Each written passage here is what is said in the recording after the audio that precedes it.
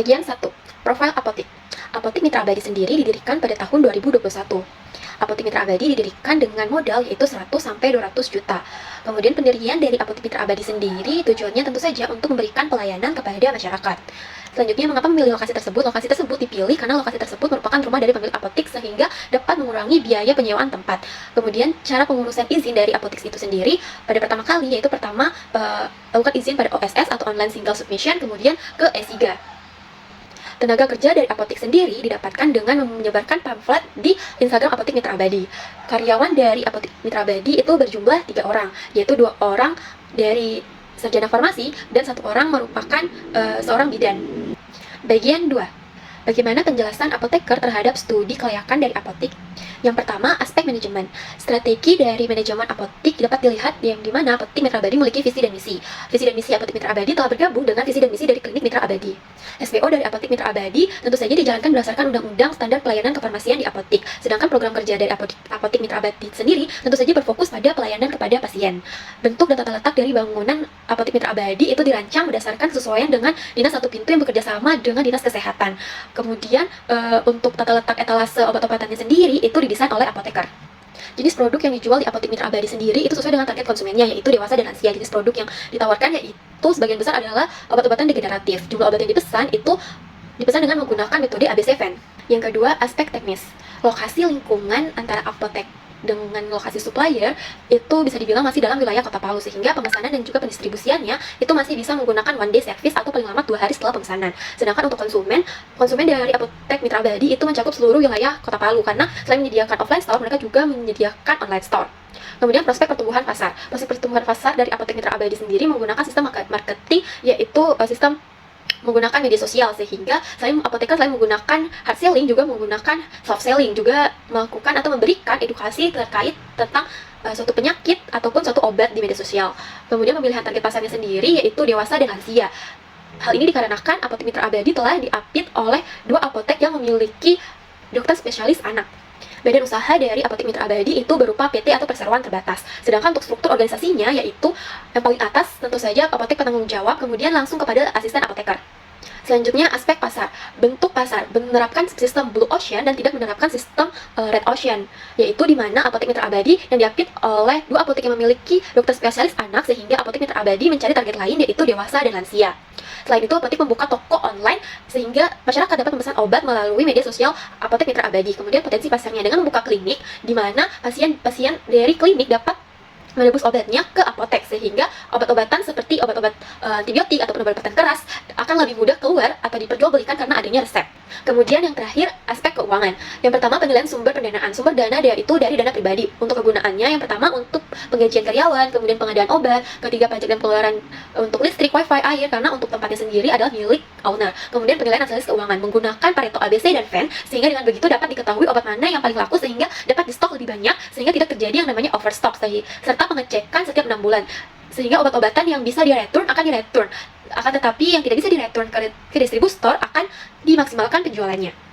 Nah, berikutnya ada bagian 3 yaitu pendapat dari kelompok kami tentang Apotik Mitra Abadi. Yang pertama, lokasi apotik. Nah, Apotik Mitra Abadi ini terletak di tengah kota, tetapi jalannya bisa dibilang lumayan sepi kendaraan. Akan tetapi Apotik Mitra Abadi ini memiliki strategi marketingnya tersendiri yang bisa kita lihat dengan ramainya pelanggan yang datang setiap harinya. Kemudian ada desain bangunan yang dimiliki. Nah, menurut kami desain bangunan yang dimiliki oleh Apotik Mitra Abadi ini sudah sangat bagus, seperti lemari-lemari tempat obat-obatan yang sudah tersusun rapi, terdapat ruang yang tempat apoteker dalam memberikan konseling maupun edukasi, serta sudah dilengkapi dengan CCTV. Juga memiliki pencahayaan yang cukup terang sehingga dapat membantu apoteker dalam membaca resep serta menyiapkan obat-obat di Apotik Mitra Abadi. Selain itu, Mitra Abadi juga sudah dilengkapi dengan sudah memiliki desain logo yang menarik untuk dilihat. Yang ketiga itu ada sarana dan prasarana serta peralatan. Nah, sarana prasarana di Apotik Mitra Abadi ini sudah sangat lengkap, seperti sudah tersedia meja konseling, loket penyerahan resep maupun pengambilan obat, serta juga menerima pemeriksaan seperti cek gula darah, tekanan darah, kolesterol, dan lain-lain dengan tarif yang sangat terjangkau. Untuk ketenagaan. Nah, menurut kami ketenagaan di Apotik Mitra Abadi ini sudah cukup, di mana terdapat dua farmasis dan satu bidan. Yang berikutnya ada obat-obat yang diperjualbelikan. Nah, Mitra Abadi sebagai salah satu apotik ternama di Kota Palu, sudah pasti obat-obat yang diperjualbelikan itu sudah sangat lengkap, seperti obat bebas terbatas, obat keras, obat herbal, dan lain-lain. Selain obat-obatan, Mitra Abadi juga menjual beberapa peralatan kesehatan seperti tensimeter, masker, dan lain-lain.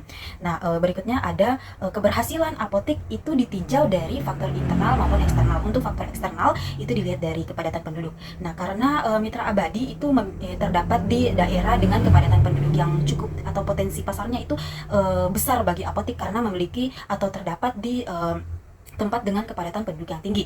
Jumlah penduduk yang banyak berarti ada lebih banyak orang yang memerlukan pelayanan kesehatan dan obat-obatan, yang meningkatkan permintaan atas produk dan layanan apotek.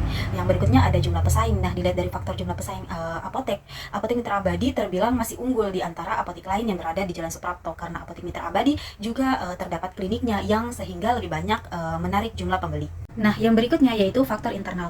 Untuk faktor internal yang pertama yaitu manajemen yang efisien. Jadi, Apotek Mitra Abadi ini selalu memastikan persediaan obat-obatan di apotek yang selalu terkelola dengan baik. Serta yang kedua ada kualitas pelayanan. Jadi, Apotek Mitra Abadi ini memberikan informasi yang jelas dan akurat tentang obat-obatan, membantu dalam pemilihan produk yang tepat, serta merespon pertanyaan atau kekhawatiran dari pasien atau pelanggan dengan ramah dan efisiennya. Nah, kemudian kita masuk di tugas 2. Jadi pada tugas kedua ini kami membuat kuesioner yang berisi identitas responden dan pertanyaan-pertanyaan kuesioner self-qual. Kemudian kuesioner ini kita bagikan kepada 20 orang konsumen apotek tersebut. Nah, hasil dari kuesioner tersebut dianalisis menggunakan metode GAP, IKP, dan IPA. Nah, pada metode pertama yaitu GAP, pada metode ini didasarkan dari data harapan dan kenyataan konsumen di Apotek Mitra Abadi terhadap masing-masing dimensi pelayanan. Apabila total gap positif, maka pelayanan terhadap pasien dianggap memuaskan. Sebaliknya, apabila total gapnya negatif, maka pelayanan terhadap pasien dianggap kurang memuaskan. Nah, berdasarkan metode gap ini, kinerja di Apotek Mitra Abadi yang dihasilkan itu menunjukkan hasil negatif, di mana menunjukkan bahwa pelanggan Apotek Mitra Abadi tidak senang ataupun kurang puas dengan pelayanan dari apotek tersebut. Selanjutnya ada metode IKP atau indeks kepuasan pelanggan, di mana pada metode ini pertanyaan kuesioner dibagi menjadi 5 dimensi, di mana setiap pertanyaan ditotal lalu dicari rata-ratanya. Setelah itu dicari nilai persentase IKP-nya. Nah, pada apotek ini menghasilkan nilai 87,38%, yang dimana hasil ini masuk di range sangat puas. Metode ketiga yaitu IPA atau Importance Performance Analysis. Nah, pada metode ini, hasil data kuesioner diolah dengan bantuan aplikasi IBM SPSS menjadi dalam bentuk diagram kartesius, yang merupakan diagram yang terdiri dari 4 bagian yang dibatasi oleh garis yang berpotongan tegak lurus pada titik XY. Nah, hasil diagramnya itu dapat dilihat pada gambar di atas ini. Kuadran A itu menunjukkan prioritas utama. Kemudian kuadran B itu menunjukkan pertahankan posisi prestasi, dan kuadran C itu menunjukkan prioritas rendah, sementara kuadran D itu menunjukkan berlebihan.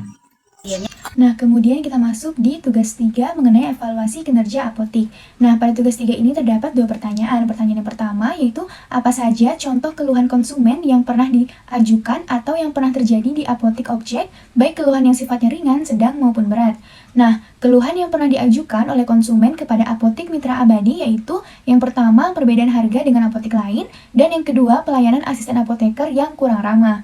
Nah, keluhan-keluhan tersebut termasuk ke dalam keluhan biasa atau common complaint, karena bukan termasuk keluhan yang dapat membahayakan keselamatan jiwa konsumen, dan keluhan yang dirasakan oleh konsumen masih seputar keluhan terhadap kualitas pelayanan selama self-service di apotek. Nah, untuk yang pertanyaan yang kedua yaitu bagaimana cara apoteker menangani keluhan konsumen tersebut. Untuk keluhan yang pertama yaitu perbedaan harga dengan apotek lain, di mana cara menanganinya, apoteker memberitahukan dengan seksama kepada konsumen bahwa harga obat tersebut sekarang sudah naik, karena beberapa pabrik obat dari tahun ke tahun itu biasanya menaikkan harga jual obat mereka. Kemudian, karena perputaran obat di Apotek Mitra Abadi itu sangat cepat, sehingga biasanya ada selisih harga dari harga sebelumnya. Jadi, di apotek lain yang perputaran obat tidak secepat Apotek Mitra Abadi, tentunya mereka masih menggunakan harga sebelumnya yang mungkin masih lebih murah. Untuk keluhan yang kedua yaitu pelayanan asisten apoteker yang kurang ramah, di mana apoteker menanganinya dengan cara langsung menegur ke asisten tersebut dan menjelaskan bahwa dimanapun pembeli itu merupakan raja, sehingga bagaimanapun sikap konsumen, asisten apoteker harus selalu ramah kepada konsumen. Namun, apoteker tidak menegurnya di depan konsumen, melainkan menegurnya secara pribadi. Sekian hasil penjelasan kami mengenai hasil wawancara tugas 1, 2, dan 3. Mohon maaf bila ada salah kata. Wassalamualaikum warahmatullahi wabarakatuh. Berikut adalah cuplikan dari wawancara yang kami lakukan di Apotik Mitra Abadi.